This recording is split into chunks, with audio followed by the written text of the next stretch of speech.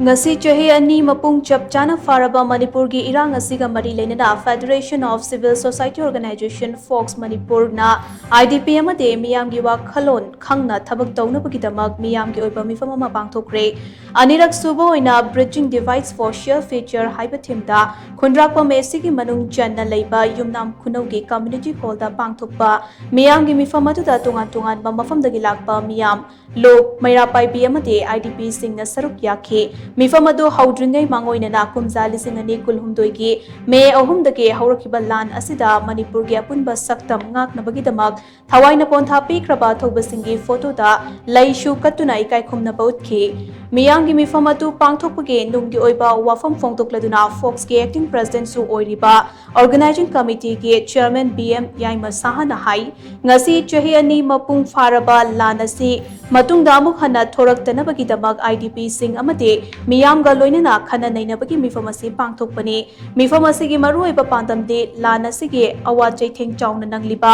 IDP ꯁꯤꯡ ꯑꯃꯗꯤ ꯃꯤꯌꯥꯝꯅ ꯏꯔꯥꯡ ꯑꯁꯤꯒꯤ ꯋꯥꯔꯣꯏꯁꯤꯟ ꯄꯨꯔꯛꯅꯕ ꯍꯣꯠꯅꯕꯗ ꯃꯈꯣꯏꯒꯤ ꯑꯅꯤꯡ ꯑꯄꯥꯝꯕ ꯀꯔꯤ ꯂꯩꯕꯒꯦ ꯍꯥꯏꯕꯗꯨ ꯈꯪꯗꯣꯛꯄꯅꯤ ꯃꯤꯐꯝ ꯑꯁꯤꯗ IDP ꯁꯤꯡ ꯑꯃꯗꯤ ꯃꯤꯌꯥꯝꯅ ꯐꯣꯡꯗꯣꯛꯂꯝꯕ ꯋꯥꯐꯝꯁꯤꯡ ꯑꯗꯨꯗꯒꯤ ꯇꯥꯁꯤꯟ ꯈꯣꯝꯖꯤꯜꯂꯒ ꯃꯆꯪ ꯑꯣꯏꯕ ꯋꯥꯐꯝꯁꯤꯡ ꯑꯅꯤꯁꯨꯕ ꯔꯥꯎꯟꯗꯒꯤ ꯄꯤꯁ ꯇꯣꯛ ꯇꯧꯔꯛꯄ ꯃꯇꯝꯗ ꯆꯞ ꯆꯥꯅ ꯄꯨꯈꯠꯀꯅꯤ ꯃꯅꯤꯄꯨꯔꯒꯤ ꯍꯧꯖꯤꯛ ꯑꯣꯏꯔꯤꯕ ꯐꯤꯕꯝ ꯑꯁꯤꯗ IDP ꯁꯤꯡꯅ ꯃꯥꯌꯣꯛꯅꯔꯤꯕ ꯑꯋꯥꯕ ꯐꯤꯕꯝ ꯑꯁꯤ ꯅꯥꯊꯩꯕ ꯌꯥꯗꯦ ꯃꯔꯝ ꯑꯗꯨꯅ ꯏꯔꯥꯡ ꯑꯁꯤꯒꯤ ꯋꯥꯔꯣꯏꯁꯤꯟ ꯄꯨꯔꯛꯅꯕ ꯍꯣꯠꯅꯕꯗ IDP ꯁꯤꯡꯒꯤ ꯑꯅꯤꯡ ꯑꯄꯥꯝꯕ ꯈꯪꯗꯣꯛꯄ ꯍꯥꯏꯕꯁꯤ ꯇꯉꯥꯏ ꯐꯗꯕ ꯑꯃ ꯑꯣꯏꯔꯤ ꯃꯁꯤꯗꯁꯨ ꯅꯠꯇꯅ ꯑꯄꯨꯟꯕꯒꯤ ꯄꯥꯡꯒꯜ ꯁꯥꯒꯠꯅꯕ IDP ꯁꯤꯡ ꯃꯁꯥ ꯃꯁꯥꯒꯤ ꯃꯔꯝꯗꯝꯗ ꯍꯟꯖꯤꯟꯅꯕ ꯑꯃꯗꯤ ꯃꯈꯣꯏꯗ ꯃꯇꯤꯛ ꯆꯥꯕ ꯄ꯭ꯔꯣꯇꯦꯛꯁꯟ ꯄꯤꯅꯕꯒꯤ ꯃꯇꯥꯡꯗ ꯈꯟꯅꯕꯒꯤ ꯈꯨꯗꯣꯡꯆꯥꯕꯁꯨ ꯃꯤꯐꯝ ꯑꯁꯤꯅ ꯂꯧꯔꯤ ꯍꯥꯏꯅ BM ꯌꯥꯏꯃ ꯁꯥꯍꯅ ꯃꯈꯥ ꯇꯥꯅ ꯐꯣꯡꯗꯣꯛꯈꯤ IDP सिंदा याना इम्पोर्टेंट पिजरीबसिना अखोगी ममांगदा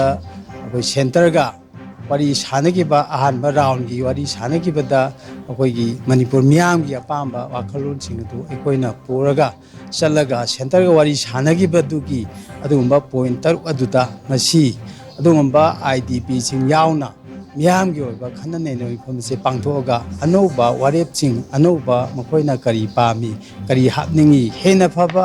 अदुगुंबा वाखलोनसिंग अदु ओइ तानरगा कोने मदुगुंबा कनुसिंगदो अमुक हन्ना मथंगी राउंडा वारी सानरपदा कोइना मियामगी ओइबा पांबा इन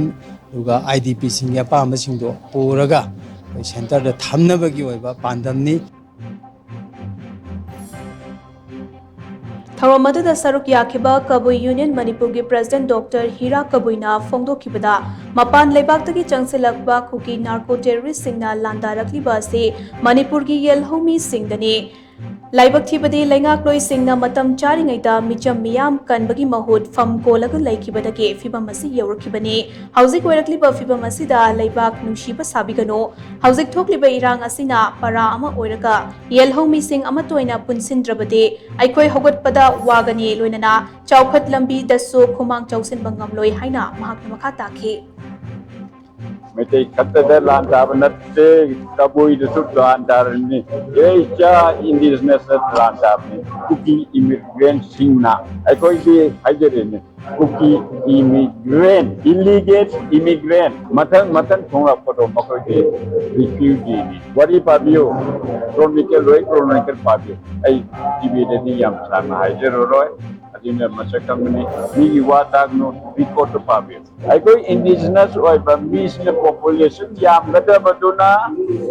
lamdang ba misne population yam kre kungang ju yam kre 96 komba tangpul leba ting leba yam me hairi bado kuki gile 186 something penalty population chawbong adu po e